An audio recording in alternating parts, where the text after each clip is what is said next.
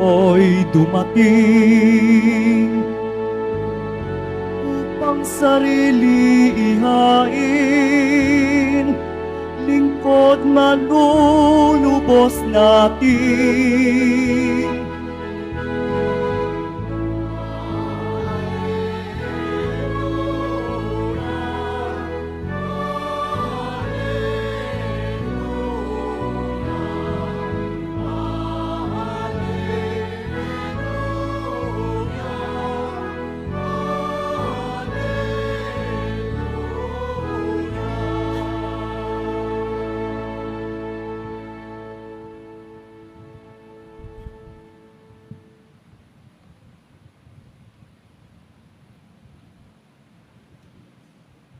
Sumainyo ang Panginoon. At sumaiyo rin. Ang pagpapahayag ng mabuting balita ng Panginoon ayon kay San Marcos. Papuri sa iyo, Panginoon. Noong panahong iyon, lumapit kay Jesus sina Santiago at Juan na mga anak ni Zebedeo at ang sabi, "Guro, mahihilingin po sana kami sa inyo." "Ano iyon?" tanong ni Jesus. Sumagot sila, "Sana'y makaupo kami katabi ninyo sa inyong kaharian, isa sa kanan at isa sa kaliwa. Hindi ninyo nalalaman ang inyong inihingi," sabi ni Jesus sa kanila. "Mababata ba ninyo ang hirap na babatahin ko? Pabibinyag ba kayo sa binyag na daranasin ko?" "Opo," tugon nila.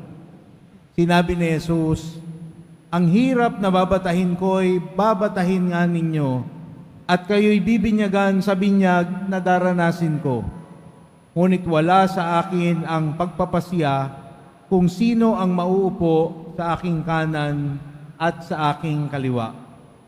Ang mga luklukang sinasabi ninyo'y para sa mga pinaghandaan."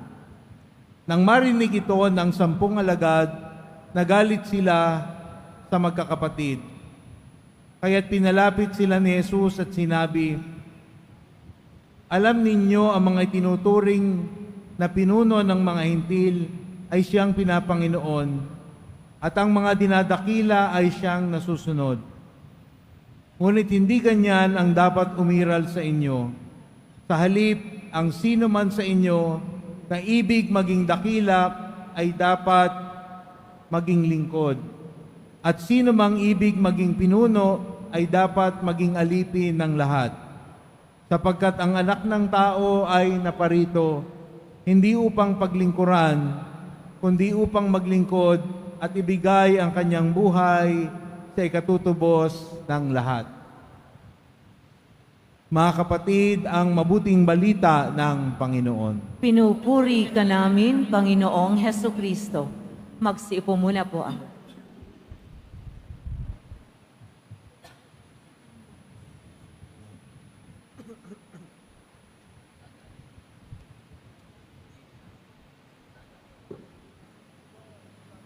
Mga kadeboto, magandang umaga sa inyong lahat. Sa mga nasa loob at labas ng Quiapo Church, sa mga nasa iba't ibang social media platforms nagsisimba, at pati sa Aliw Channel 23, welcome po sa Minor Basilica and National Shrine of Jesus Nazareno. Ngayong araw din po pinagdiriwang natin ang pambansang Linggo ng mga Misyonero. At kasama din natin ngayon, nagmimisa ngayon ang 6 na pari natin galing sa Diocese of Umaca. Welcome po, Fathers. Maraming salamat po sa pagdalo at pagmimisa dito sa dambana ni Jesus Nazareno. Palakpakan natin ang Diyos. Kung kayo ang tatanungin, ano ba ang inyong ultimate goal sa buhay? Ano ba yung pinaka-ninanais nyo na matupad? Pero na akong kaibigan dati, no? Nung tinanong siya ng ganito, isa lang yung sabi niya. Sabi niya, isa lang naman yung gusto ko, ang maranasan na magmahal at mahalin din. Pero hanggang ngayon, single pa siya. Kawawa naman siya. 5 years ago ko pa tinanong yun. Pero anyway, Ito yung ibig sabihin ng ating Panginoon nung tinanong niya yung kanyang mga alagad ng ano yun. Sinabi ni Juan at ni Santiago sa kanya, meron po kaming gustong gawin nyo para sa akin. At sinabi ng ating Panginoon, ano yun? Kasi dito sa Tagalog na translation, ang nakalagay, ano yun? Pero sa English, kung babasahin natin sa ibang translation, what is it that I can do for you? Ano ang gusto mong gawin ko para sa iyo? Siguro kung ganito ang tanong sa atin ng ating Panginoon ngayon, malamang yung sagot natin, yung mga mabababaw, no? Siguro iba sa atin sabihin, gusto ko Lord, manalo ako sa loto. O di kaya naman yung iba, gusto ko guminhawa ang buhay. O di kaya naman yung iba, gusto ko makaahon sa hirap. Di kaya naman yung iba, gusto kong yumaman. Pero kung susuriin natin ang ating damdamin, puso at isipan, ang pinakamalalim nating desire, ano bang gusto nating gawin ng Diyos para sa atin? Ano yung ating ultimate prayer? Ito yung nasagot ng dalawang alagad. At ano yung gusto nila? Ano yung pinakamimithi nila? Ang maupo sa kanan at kaliwa ng ating Panginoon. Kaya lang sayang dahil hindi naman nila naiintindihan kung ano yung sinasabi nila. At bakit sinabi ng ating Panginoon na hindi nila naiintindihan kung anong hinihiling nila? Mga engot ba sila? Mga bopols ba sila? Hindi ba sila marunong umintindi? Unang-una, hindi nila alam ang kanilang hinihiling dahil hindi nila naiintindihan kung anong ibig sabihin ng pagiging Mesiyas. Dahil nasa isip nila, ang pagiging Mesiyas ay yung leader na magtatanggol sa kanila laban sa pananakop ng mga Romano. Hindi nila naiintindihan na ang pagiging Mesiyas ay ang Mesiyas na maghihirap, mamamatay at muling mabubuhay. Hindi nila alam. Pangalawa, hindi nila alam ang kanilang hinihiling dahil sabi nga ng ating Panginoon, wala sa Kanya ang desisyon sa hinihiling ng dalawang apostol na ito. Kaya nga kahit na sinabi ng dalawang apostol na, Opo Lord, ready kaming maghirap, ready kaming magbata ng kahirapan para lang makaupo sa inyong tabi. Pero sinabi ng Panginoon, oo, babatahin ninyo, pero ang maupo sa aking kanan at kaliwa ay wala sa akin, kundi sa mga pinaghandaan nun. Ibig sabihin, mga kapatid, ang pag-upo sa kanan at kaliwa ng ating Panginoon ay hindi ito padrino system.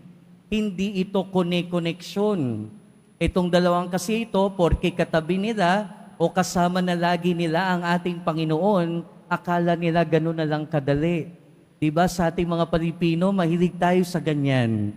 Kapag kapapasok tayo sa trabaho, mahihirapan tayo pag nag-apply lang. Dapat merong kakilala. Kapag meron tayo minsan kukuning mga papeles sa ilang agency, o di kaya pupunta tayo sa isang lugar para mas mapadali, dapat may kakilala, dapat may koneksyon. Pero parang ganun din naman yung ating relasyon sa ating Panginoon. Dapat merong koneksyon, pero yung koneksyon na iyon ay hindi naman ibig sabihin kakilala lang. Hindi naman ibig sabihin kilala lang natin, okay na yon.